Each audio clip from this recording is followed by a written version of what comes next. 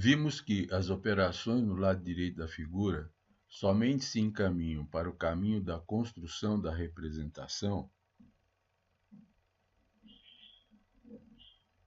se o operar atribuído à empiricidade objeto ainda não puder ser representado diretamente com recursos de representação existentes no repositório de proposições explicativas da experiência formuladas de acordo com as regras da língua.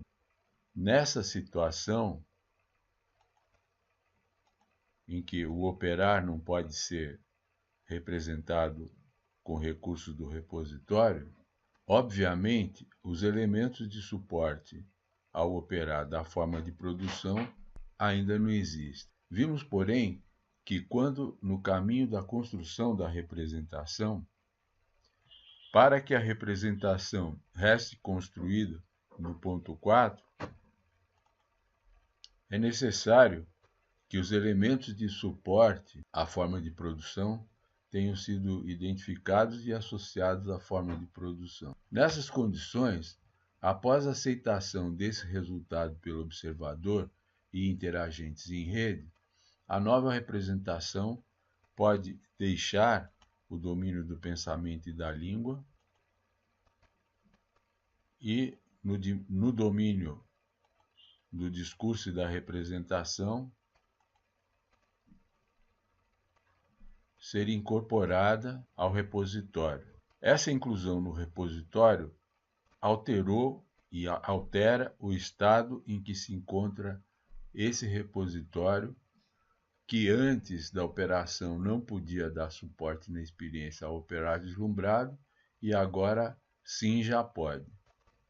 Essa mudança de estado na empiricidade objeto, que acaba de ser incluída no repositório, e a mudança no próprio repositório, é da maior importância, porque o modo como essa empiricidade objeto pode ser afirmada, posta, disposta e distribuída no espaço do saber para eventuais conhecimentos e ciências possíveis, mudou. E isso tem o nome de modo de ser fundamental dessa empiricidade objeto nesse ambiente e domínio de trabalho. Essa formulação construtiva da representação mostrada na figura somente funciona porque os elementos que permitem a formulação de uma proposição foram colocados em posições estruturais operativas no modelo proposto. Esse posicionamento desses elementos de imagem na estrutura operacional exigiu as alterações na figura mostrada agora.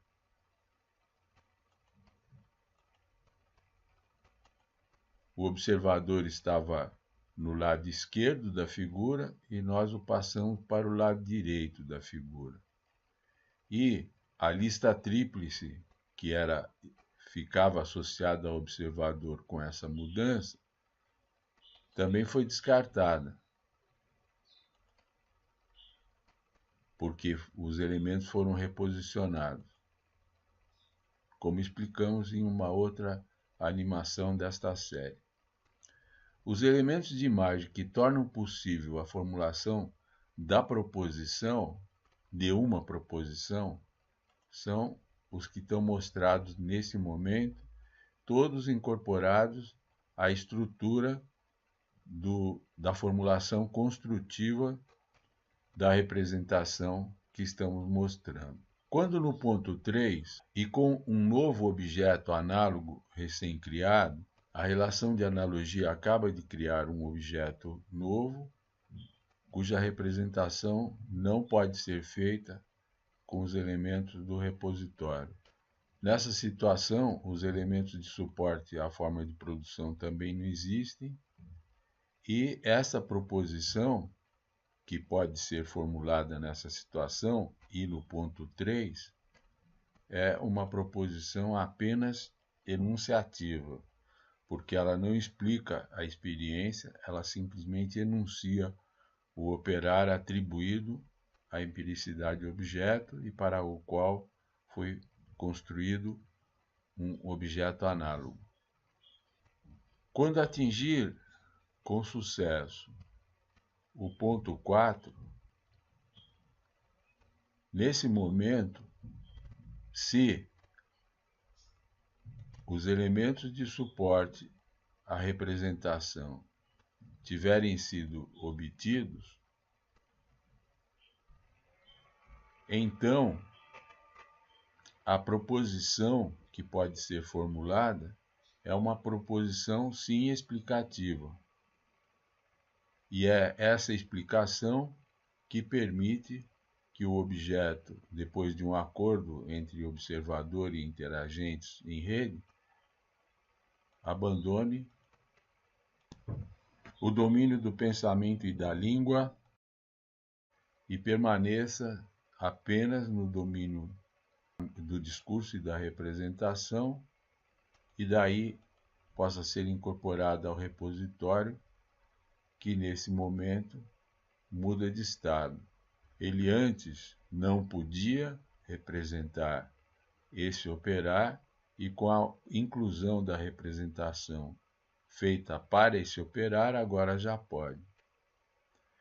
Essa mudança de estado no repositório é da maior importância, porque ela indica que o modo como a empiricidade do objeto pode ser afirmada, posta, disposta e repartida no espaço do saber para eventuais conhecimentos e ciências possíveis mudou.